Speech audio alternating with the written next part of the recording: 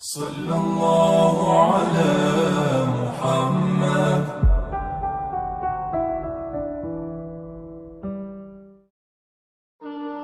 جناب عمر کا نام صرف کام نہیں، حضرت عمر کا نام انقلاب برپا کر دیتا ہے۔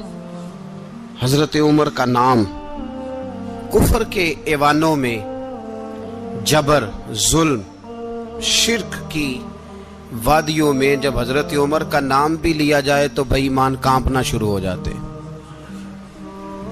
حضرت عمر فاروق رضی اللہ تعالی عنہ، حضرت عمر معمولی شخص نہیں،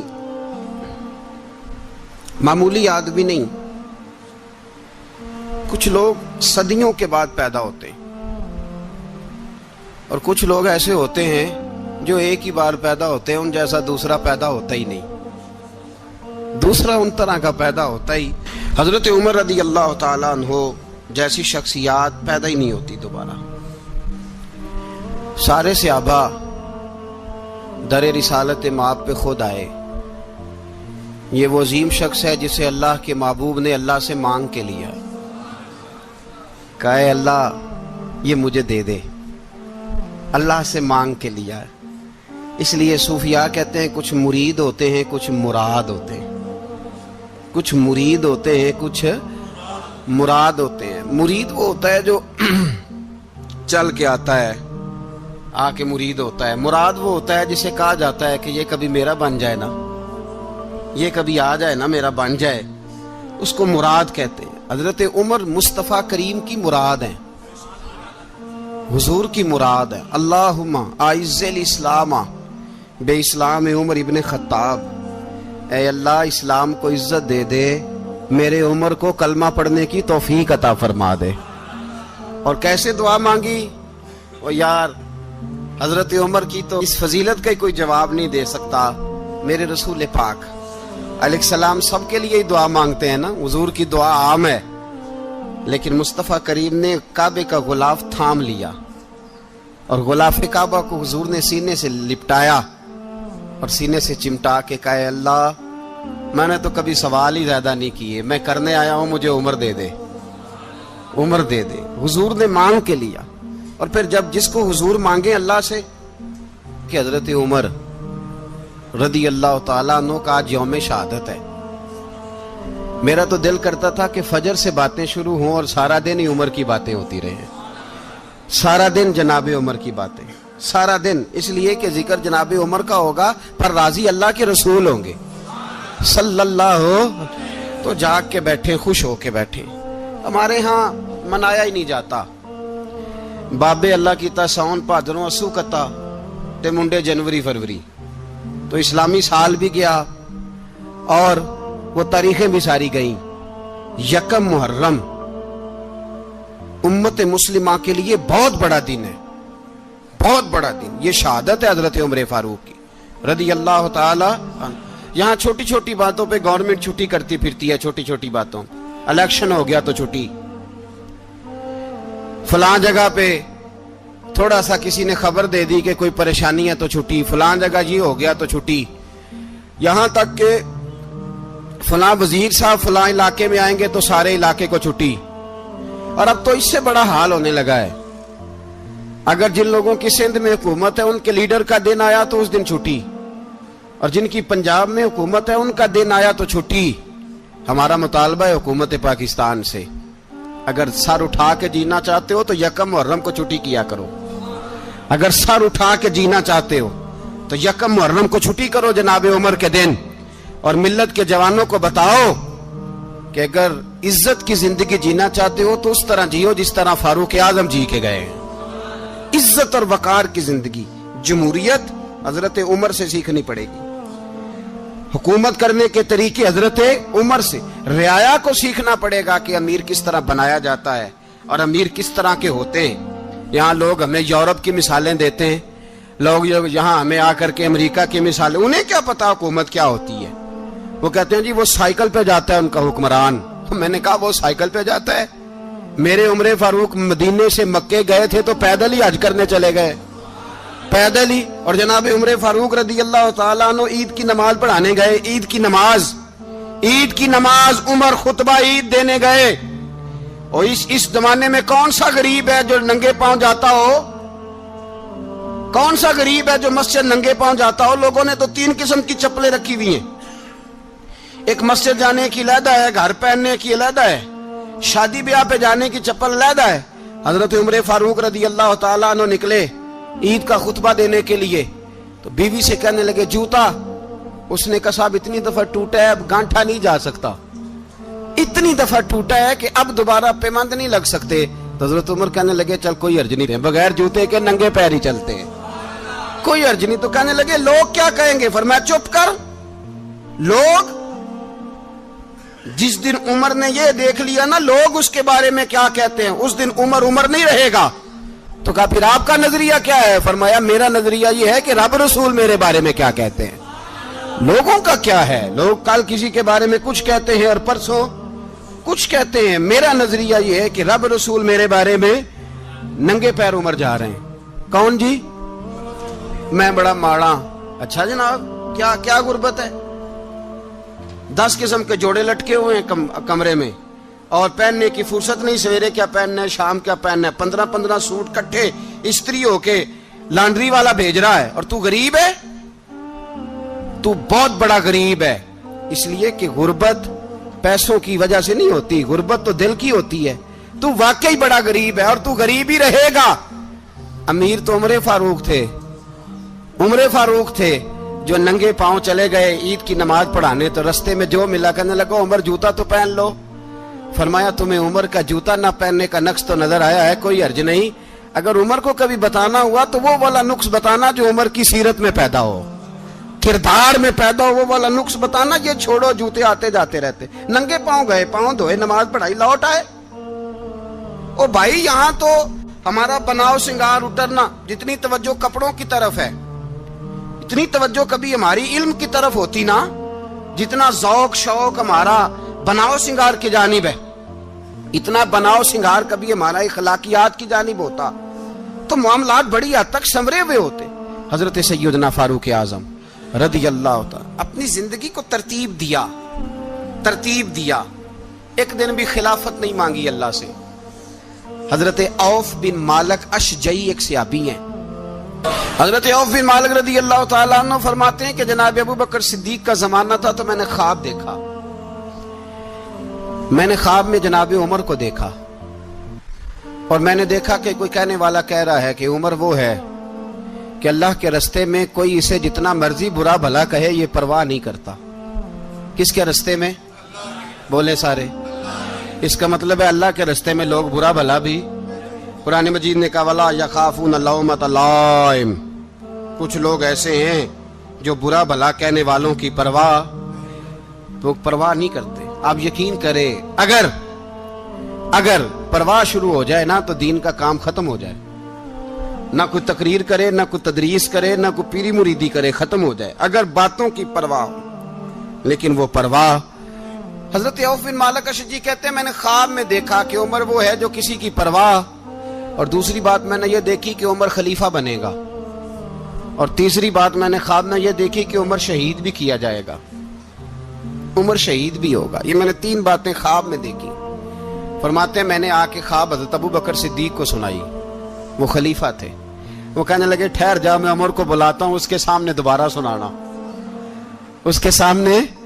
فرماتے ہیں میں نے بلایا حضرت عمر فاروق کو، آ کے بیٹھے، خواب شروع ہوا۔ کا ایک بات تو میں نے یہ دیکھی کہ آپ ملامت کرنے والے کی پرواہ نہیں کرتے، دوسرا آپ خلیفہ بنے گے۔ جناب عمر کہنے لگے چپ کر، ابو بکر کے سامنے ہی کہہ رہا ہے، چپ کر، خلیفہ کے سامنے ہی کہہ رہا ہے۔ تو حضرت ابو بکر صدیق کہنے لگے عمر اسے کہنے دو، مجھے لگتا ہے رب کی رضا یہی ہے کہ میرے بعد اگر مصطفیٰ کا منبر ملے تو عمر کو ملے، اسے کہنے دو۔ یار یہاں تو لوگ ڈینگے مارتے ہیں، یہاں تو لوگ دعوے کرتے ہیں میرے سامنے فلانے کو بھی بٹھاؤ، فلانے کو بھی بٹھاؤ، اس کو کیا پتا، اس کو کیا پتا، یہ تو بڑکے مارنے کا دور ہے۔ حضرت عمر رضی اللہ تعالیٰ عنہ کو تیسری بات کہی، حضرت عوف بن مالک نے کہا آپ شہید کیے جائیں گے، میں نے خواب دیکھی ہے۔ نیک لوگوں کے خواب بڑی حد تک سچے ہوتے ہیں، کہا میں نے خواب دیکھی ہے۔ تو حضرت عمر کہنے لگے شہید تو دلیر لوگ ہوتے ہیں، शहीद तो दलेर, जिसे सारा जमाना दलेर कह रहा है, वो अपने बारे में क्या कह रहे हैं? कहते हैं शहीद तो दलेर, मैं तो काहिल सा आदमी हूँ, सुस्त आदमी हूँ, मैं तो इतना काम ही नहीं करता, तो ये ख्वाब तूने जो ठीक देखा है ना, फिर से देखना। तो अबू बकर सिद्दीक फरमाने लगे, आजिज़ी ना कर, इनकिसारी ना कर, तो जो कह रहा है ठीक कह रहा है, लेकिन मुझे सुन के शुक्र भी हुआ है और अफसोस भी हुआ है। अफसोस इस बात का कि तेरे जैसा बतले अजीम चला जाएगा, और शुक्र इस बात का कि रब तुझे जिंदगी भी एजाज वाली देगा, और शहादत की मौत दे के अल्लाह तुझे मौत भी इज्जत वाली अता फरमाएगा। अल्लाह मौत भी तुझे इज्जत वाली देगा, तुझे काहिलों जैसी मौत अल्लाह। हजरत फारूक आजम रदी अल्लाह, ओ भाई यहां तो इस जमाने का सबसे बड़ा मसला प्रोटोकॉल है। लोगों को पता होता है कामिल पीर है, कामिल मुर्शिद है, लोग नहीं जाते। मैं किसी का मुरीद हो जाऊं, मेरा प्रोटोकॉल किधर गया?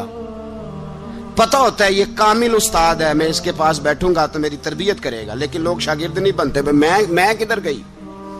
ये जो प्रोटोकॉल की मुसीबत है ना, इसने बड़े बड़े लोग जीरो कर दिए, बड़े बड़े लोग। और ये मत समझे कि आपका वजीर आजम प्रोटोकॉल लेता है या आपका सदर प्रोटोकॉल, वुज़ारा, ऐसी कोई बात नहीं। हम छोटे तबके से लेकर बड़े सारे प्रोटोकॉल के कायल हैं। हमारा तो दामाद भी कहता है कि मुझे पूछा नहीं, मैं तुम्हारे घर क्यों आऊं। हमारा तो भाई हर शख्स ऐलान करता है प्रोटोकॉल का, फलाने ने इज्जत नहीं दी तो वापस आ जाओ, फलाने ने सलूट नहीं किया तो वापस आ जाओ। लोग जहां सलूट करना चाहिए वहां भी सलूट कराने के कायल हैं। पर हजरत उमर रदी अल्लाह ताला, हजरत उमर की सादगी और फिर जनाब उमर की आजिज़ी, जब इंसान अपने ऊपर सवार कर लेता है ना, सवार कर लेता है, मैं बदकार पुराना खादम, किसे दर मिली निट होई, इते वासफ यार ने नजर जो की थी ते वासफ वासफ ही। मैं अक्सर सोचता हूँ, हुजूर ने जहां भी कहा ना, फरमाया मेरे बाद नबी होते तो खताब के बेटे उमर होते। हुजूर ने फरमाया उमर जिस रास्ते से जाता है शैतान वो रास्ता बदल जाता है। नबी पाक सल्लल्लाहु अलैहि वसल्लम ने फरमाया मेरा उमर वो है कि इसकी जुबान पर हक जारी है। हुजूर अलैहिस्सलाम ने फरमाया 950 साल हजरत जिब्रील मेरे उमर की शान बयान करें तो इनकी अजमत खत्म नहीं होती। 950 साल जिब्रील अजमत बयान करे तो खत्म नहीं होती। ये बात है हजरत उमर की। और फरमाया उमर अबू बकर की नेकियों में से एक नेकी है, ये शान है अब उमर फारूक रदी अल्लाह ताला अन्हु की। हुजूर ने फरमाया मेरे बाद नबी होते तो उमर होते, जिस गली से उमर आए शैतान रास्ता बदल जाए। मेरे उमर फारूक की शान 950 साल बयान हो तो खत्म ना हो। उमर की जुबान पर अल्लाह हक बयान करता है, जो उमर कहता है वही रब कर देता है। हुजूर सारी जिंदगी फजीलतें बयान करते रहे, उमर जवाब में क्या कहते हैं? कोई बताए ना कि ये वाली हदीसें कभी उमर ने भी रवायत की हो कि हुजूर ने मेरे बारे में ये कहा है। ये रवायतें वो रवायत नहीं करते। उनसे जब लोग कहते उमर तेरी बड़ी बात है तो उमर रो पड़ते, कहते मैं तो ऊंट चराने वाले बाप का बेटा हूं, मैं तो ऊंट चराने वाले बाप का बेटा, ऊंट चरा। इससे आगे उमर गए ही नहीं सारी जिंदगी, इससे आगे लफ्ज ही नहीं अदा की। और मैं तो भाई ऊंट चराने वाला, मेरा बाप तो ऊंट चराया करता था, 10 ऊंट थे, मेरी ड्यूटी होती थी, संभाले नहीं जाते थे, अब्बा डंडों से मारता था। सारी जिंदगी उम्र हाज करने गए, एक खुश्क तना खजूर का उमर फारूक रदी अल्लाह ताला अन्हु ने उसको अपने कलावे में लिया, रोने लगे। लोगों ने कहा उमर क्या हुआ? फरमाने लगे यहां मैं ऊंट चराया करता था, यहां मैं ऊंट चराता था, 10 ऊंट संभाले नहीं जाते थे। देखो रसूलुल्लाह की शान, आज सारी उम्मत चलाने का तरीका अता फरमा दिया है। सारी नजरिए से प्यार। यार पैसा किसको बुरा लगता है? आप जिस आदमी की 50 करोड़ की प्रॉपर्टी है उसको पूछें सबसे गरीब, आपको वही नजर आएगा। वो कहेगा मैं टाइट हूं, हालात बड़े। मैं कई बार पूछे उन्होंने, मैं आखे तर्जमा भी 10 छड़ो की, हमें तो समझ नहीं आती। और टाइट हालात कौन से होते हैं जी? जिस आदमी का करोड़ों में कारोबार है ना, उसको आप छेड़े वो रोने लग जाएगा, रोने। तो कई मैंने ऐसे देखे हैं किराए का मकान है, उनसे पूछे साहब क्या हाल है, तो कहते हैं जितनी अल्लाह ने शान वाली जिंदगी हमें अता की है किसी को नहीं दी हुई। इसका मतलब है खुशी भी यही है और गम भी यही है। अंदर से खुशी है, अंदर से ही تو نے اگر راضی رہنا ہے تو ادھر سے رہنا ہے، ناراض رہنا ہے تو بس اپنے آپ کو خوش رکھے گا تو ہو جائے گا۔ سارے صحابہ مل کے آئے، کہنے لگے عمر فاروق سے کہنا ہے نبی پاک کے زمانے میں تو ظاہراً غربت تھی، ابو بکر کے دور میں بھی غربت تھی، اب تو بڑا محال ہے، عمر سے سفارش کرو کہ عمر نیا کرتا پہنا کرے۔ ملکوں کے سفیر آتے، عمر وہی پھٹی پرانی چادر اوڑھ کے اور وہی کئی جگہ پہ پیوند لگے سوٹ پہن کے سفیروں کے سامنے بیٹھ جاتا ہے۔ عمر کو مشورہ دو، طے ہو گئی بات۔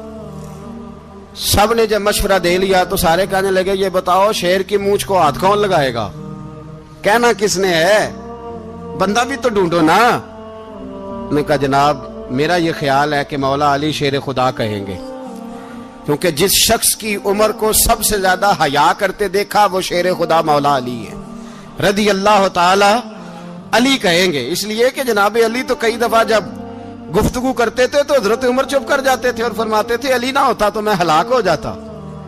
تو کہا علی سے کہو۔ جناب علی شیر خدا کو بلایا، کس کام کے لیے؟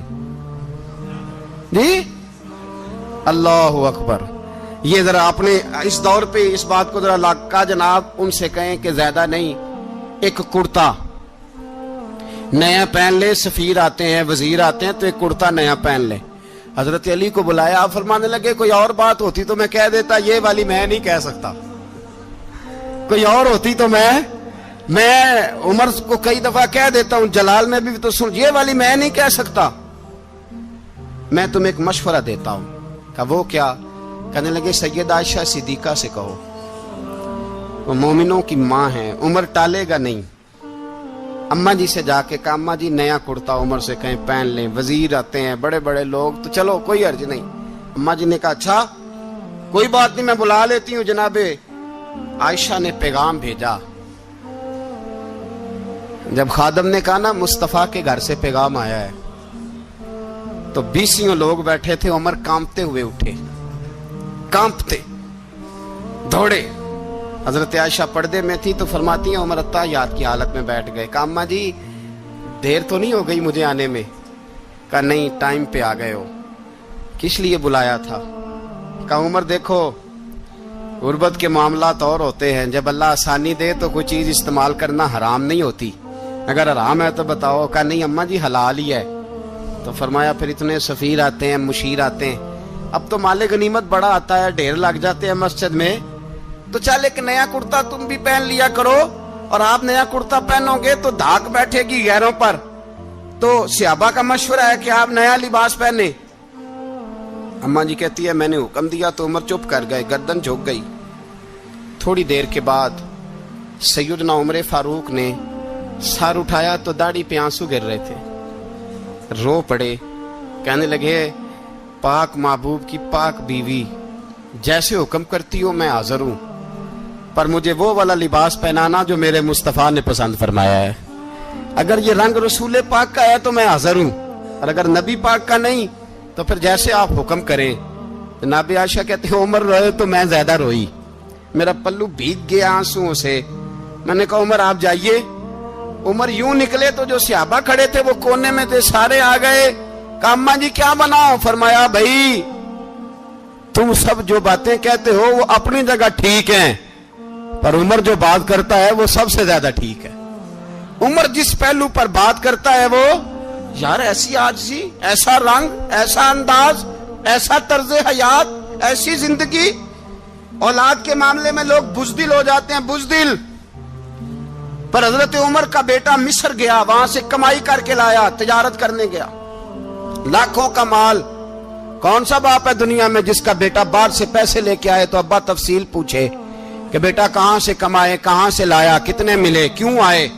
کون سا باپ تفصیل پوچھتا ہے؟ ابا تو کہتا ہے لا صحیح، اور تعریفیں کرتا ہے میرا بیٹا بڑی کمائی کرتا ہے۔ کبھی پوچھا ہے اس سے کہ ڈیوٹی صحیح دیتا ہے کہ نہیں؟ کبھی پوچھا ہے کہ تو ایمانداری کی روزی لاتا ہے کہ حرام کی کماتا ہے؟ یہ باپ کی ذمہ داری ہے، یہ اماں کی ذمہ داری ہے۔ پھر کہتا ہے بیماری کیسے آ گئی، پریشانی کیسے آ گئی؟ تو نے کبھی سوال کیا اپنی اولاد سے؟ حضرت عمر فاروق رضی اللہ تعالیٰ عنہ کا بیٹا مصر سے پیسے کما کے لایا تو جناب عمر نے بلایا، فرمایا بیٹے اتنی تو تیرے پاس راس ہی نہیں تھی، تھوڑے سے تو پیسے لے کے گیا تھا، اتنی کمائی کیسے ہو گئی؟ اتنے تو پیسے نہیں تھے صاحب، کہاں سے کمائی لائے؟ اس نے کہا ابا جی وہ جو میرے چچا ہے نا مصر کے گورنر آپ کے دوست انہوں نے میری مدد کی ہے. فرمایا جتنے لوگ گئے تھے سب کی ہے مدد اس نے؟ کہا نہیں صرف میری کی. فرمایا تیری کیوں کی؟ تیری کیوں کی؟ کہا حضور آپ کے دوست ہیں. فرمایا چپ کر حضور انہوں نے مجھے اتنے پیسے دیے میں نے کاروبار میں ڈالے تو نفع آیا تو میں ان کی رقم دے کے. فرمایا خاموش ہو جا باقی جتنے لوگ گئے تھے سب کی مدد کی اس نے؟ کہا نہیں حضور صرف میری کی. فرمایا اس نے تیری مدد نہیں کی اس نے خلیفہ کے بیٹے کی مدد کی اس لیے کہ وہ خلیفہ کو اپنے حق میں نرم کر سکے. فرمایا آدھا مال تیرا ہے آدھا مال غنیمت کا ہے مال خزانہ کا ہے مسلمانوں کا ہے اس لیے کہ تو جو وہاں سے مال کما کے لایا ہے وہ اپنے باپ کے خلیفہ ہونے کی وجہ سے کما کے لایا ہے لہذا رکھ ادھر. یہاں کہتے ہیں کدھر سے آیا کیسے آیا کون سا حساب دیں کیا کریں. او بھائی حضرت عمر رضی اللہ تعالیٰ عنہ کا اپنی اولاد کے بارے میں یہ رنگ ہے. ایک جنگ سے نا خوشبو آئی. خوشبو بڑی مہنگی ہوتی تھی عرب میں خوشبو آج بھی بڑی مہنگی ہے وہ زیادہ استعمال کرتے ہیں. میری باتوں کی سمجھ آ رہی ہے میرے بھائی؟ بڑی مہنگی خوشبو تھی. جب وہ خوشبو آئی تو حضرت عمر نے کہا گھر میں پہلے پہنچی حضرت عمر کے چونکہ زیادہ عورتیں استعمال کرتی تھی گھر کے اندر خوشبو مرد بھی لگاتے تھے. حضرت عمر نے اپنی بیوی سے کہا آپ کی زوجہ تو تھی وہ بڑی خوشبو کو پسند کرتی تھی. حضرت عمر نے اپنی زوجہ سے کہا کہ خوشبو لاؤ میں نے ایک عورت کی ڈیوٹی لگائی ہے وہ خوشبو تول کے نا تو حصہ برابر صحابہ میں بانٹ دے گی. تو آپ کی زوجہ کہنے لگی کسی بی بی کی ڈیوٹی لگانے کی کیا ضرورت تھی میں جو موجود تھی میں بانٹ دیتی ہوں تول کے حصہ برابر. آپ نے فرمایا نہیں تو رہنے دے اور فلانی بی بی بانٹے گی. کہا حضور میں نے بھی بانٹنی ہے میرے پہ کچھ حق ہے؟ آپ نے فرمایا نہیں تو تفصیل نہ پوچھ تو خوشبو دے دے کوئی اور بانٹے گی. خاتون خانہ تھی نا کہنے لگی نہیں مجھے بھی آج آپ کو بتانا ہی پڑے گا کہ کوئی جو بانٹ سکتی ہے تو میں کیوں نہیں بانٹ سکتی. زوجہ کہتی عمر نے بات کی تو میری چیخیں نکل گئی. حضرت عمر فرمانے لگے جب تو خوشبو بانٹے گی نا تیرے ہاتھوں کو بھی لگے گی تیرے دوپٹوں کو بھی لگ جائے گی. اگر رب کریم نے مجھ سے سوال پوچھا کہ عمر خوشبو تو مسلمانوں کی تھی تیری بیوی کے دوپٹے کو کیوں لگ گئی تو میں اللہ کے حضور کیا جواب دوں گا.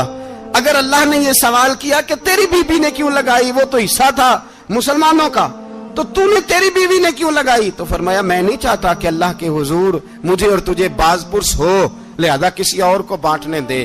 زوجہ روئی اور تڑپ کے کہنے لگی عمر مجھے لگتا ہے صبح قیامت بھی تیری بیوی ہونے کی وجہ سے اللہ مجھے جنت عطا فرما دے گا تیری زوجہ ہونے کی برکت سے. بھائی یہ معیار رکھا خدا کی قسم ایسا شخص تاریخ میں دوبارہ نہیں آیا.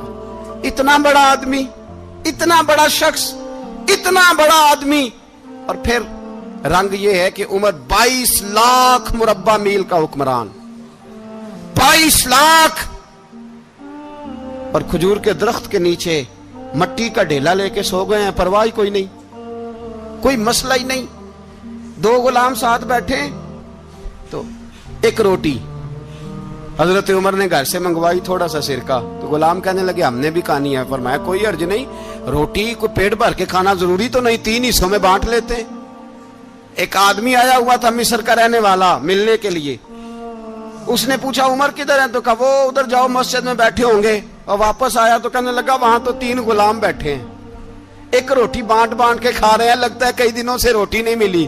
کہا 3 غلام تو کوئی نہیں وہاں 2 ہی تھے تیسرے تو امیر المومنین تھے. اس نے کہا نہیں 3 غلام ہیں کپڑے بھی ایک طرح کے پہنے ہوئے بلکہ 2 کے تو پھر صحیح ہیں تیسرے کے تو زیادہ ماڑے ہیں. کپڑے بھی ایک طرح کے کھانا پینا بھی ایک طرح کا اور ان کا نشست برخاست بھی ایک طرح کی ہے لہذا کوئی فرق نہیں. حضرت ابو ہریرہ کہتے ہیں میں لے کے آیا اور جناب عمر کو جب میں نے کچی زمین میں تامت سمیٹ بیٹھے دیکھا تو میں رو پڑا.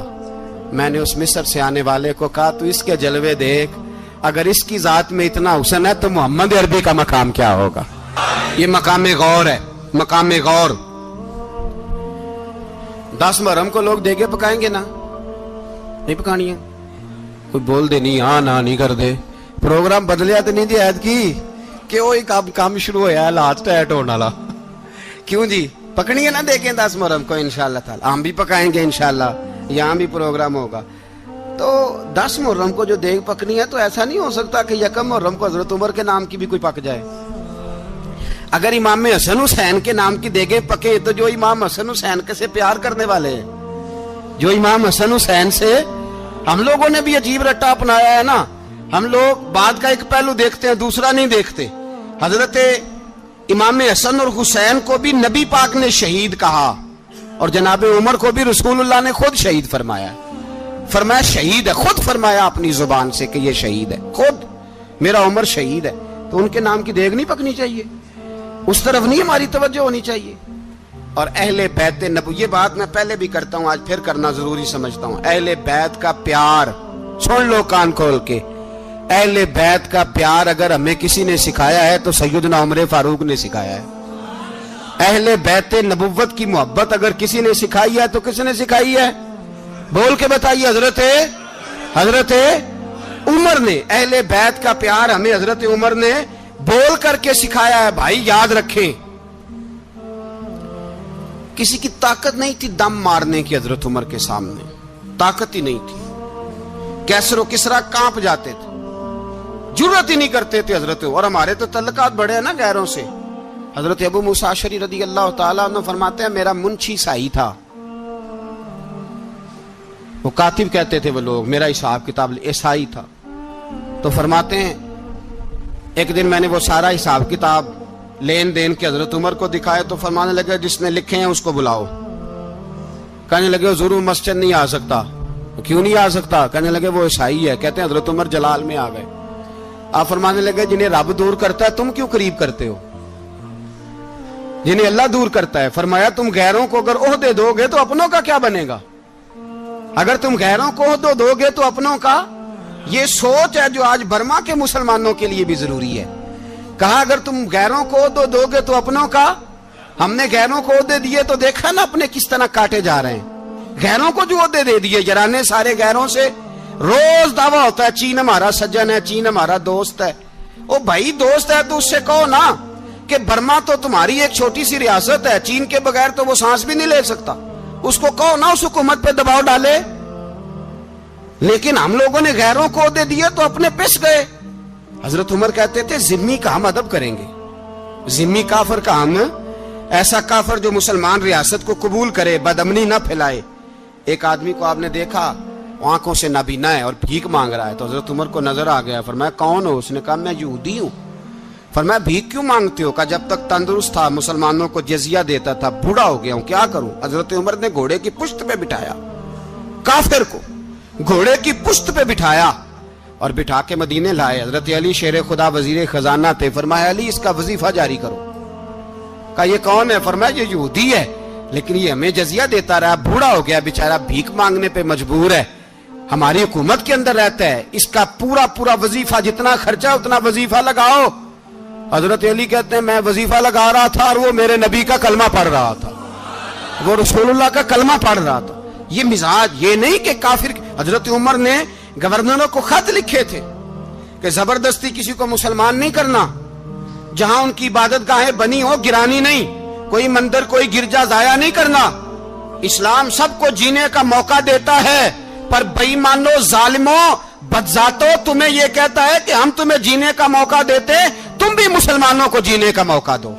یہ جہاں بستے ہیں جہاں رہتے ہیں انہیں وہاں جینے کا موقع دو, انہیں بھی اللہ اکبر کہنے کا موقع دو, انہیں بھی قرآن پڑھنے کا موقع دو, انہیں بھی رسول اللہ پر درود پڑھنے کا موقع دو. ہمارے ملک میں عیسائی اپنی مرضی سے کھلے عام تبلیغ کرتے ہیں. یہاں تو چینل چلائے ہیں عیسائیوں نے. کسی مذہبی جماعت نے کبھی جلوس نکالا ہے کہ عیسائیوں کا چینل بند کرو؟ بولے نکلا ہے کہ نہیں نکلا؟ کتنے ظلم کی بات ہے. ہم جب غیر کو اتنا تحفظ دیتے ہیں, ہم نے دیکھا ہے, مجھے 20 لوگوں نے عید پہ ٹیلی فون کیے کہ عیسائیوں کو قربانی کا گوشت دے لیں, مجبور ہیں جی, دروازے پہ آ گئے ہیں, ہمارے کام کاج کرتے ہیں. 20 لوگ, عام آدمی کے دل میں ان کا اتنا جذبہ ہے. وہ مسائل کا بیان کرنا ایک علیحدہ بات, لیکن ہمارے دل کافر کے حق میں بھی نرم ہو جاتے ہیں. پہلا رب نو یار دا شوق ہویا,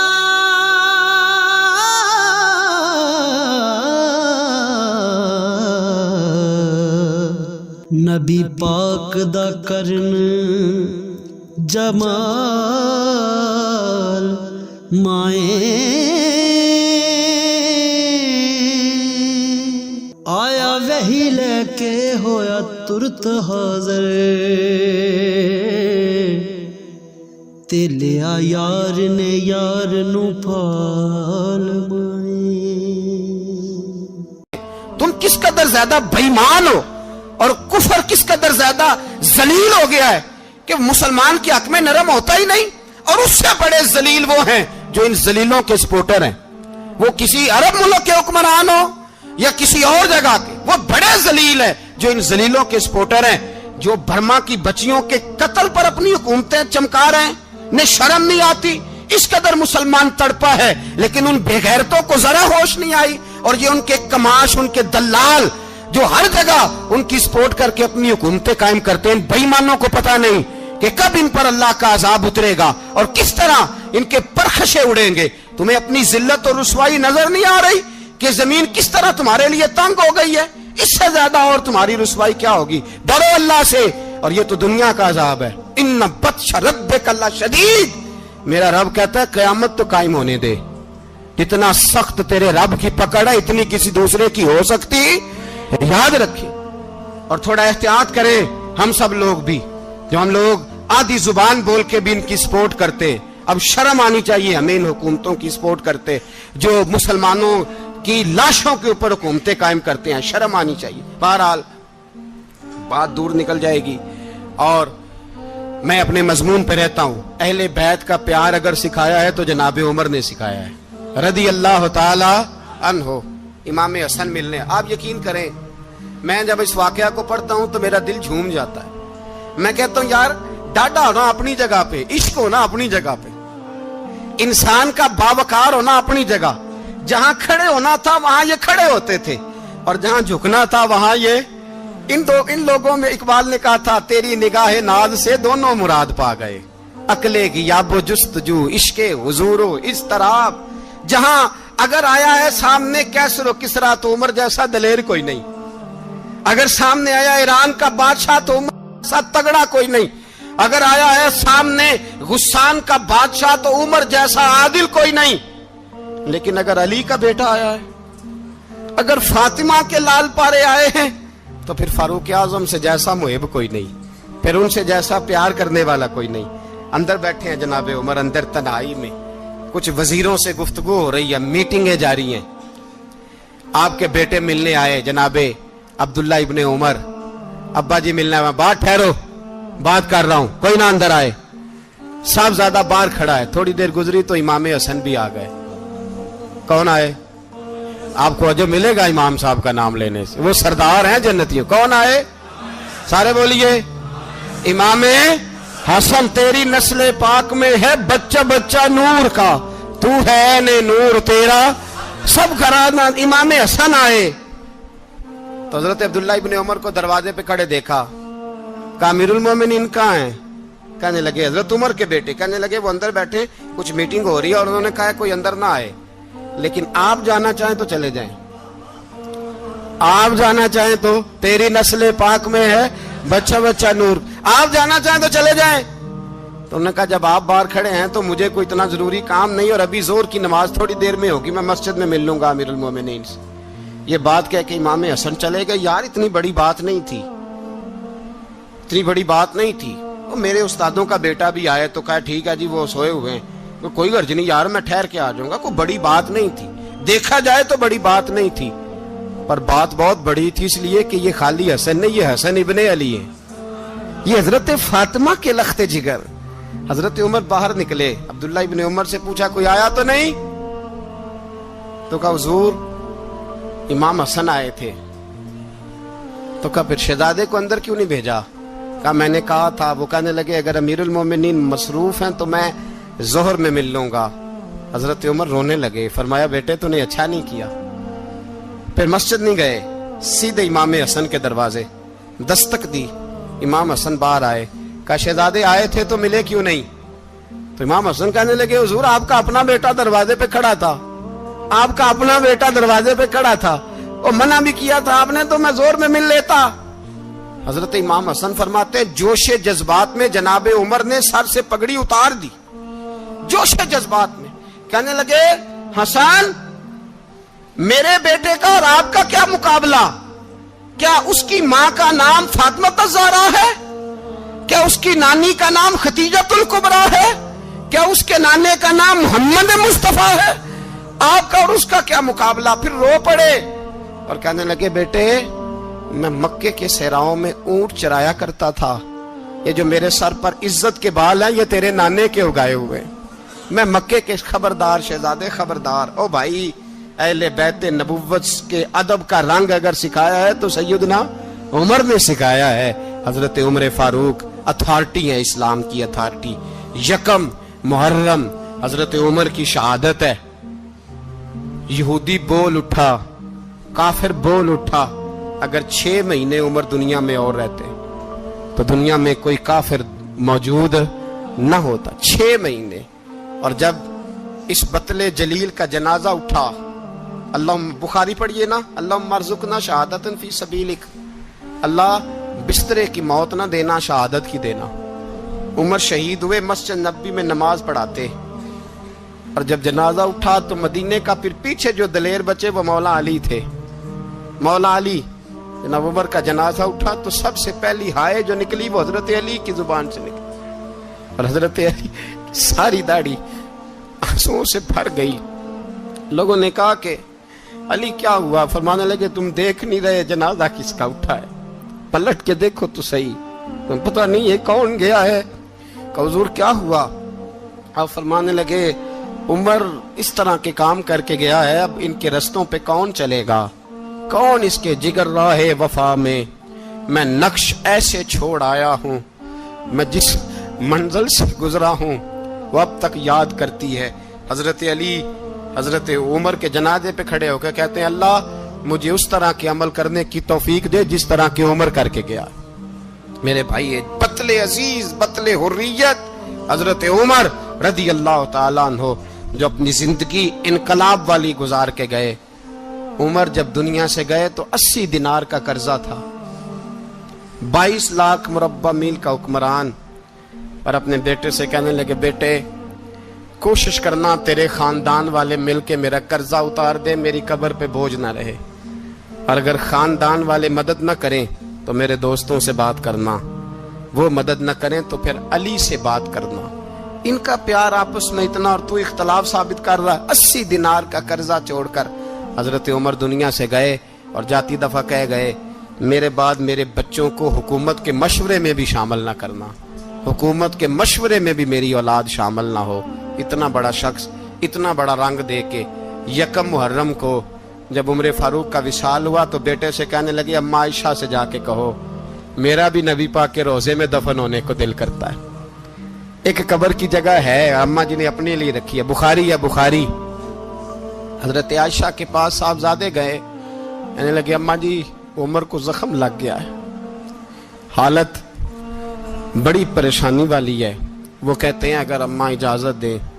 سید عائشہ رو پڑی، فرمانے لگی کہ وہ اپنی قبر کی جگہ تو نہیں نہ کسی کو دیتا، پر عمر نے کمال ہی بڑا کیا، اسے کہو جاؤ گنبد خضرا میں قیامت تک جو مصطفیٰ پہ اور ابو بکر پہ سلام پڑے گا وہ تجھ پہ بھی سلام پڑھ کے جائے گا، جاؤ میں نے جگہ دی۔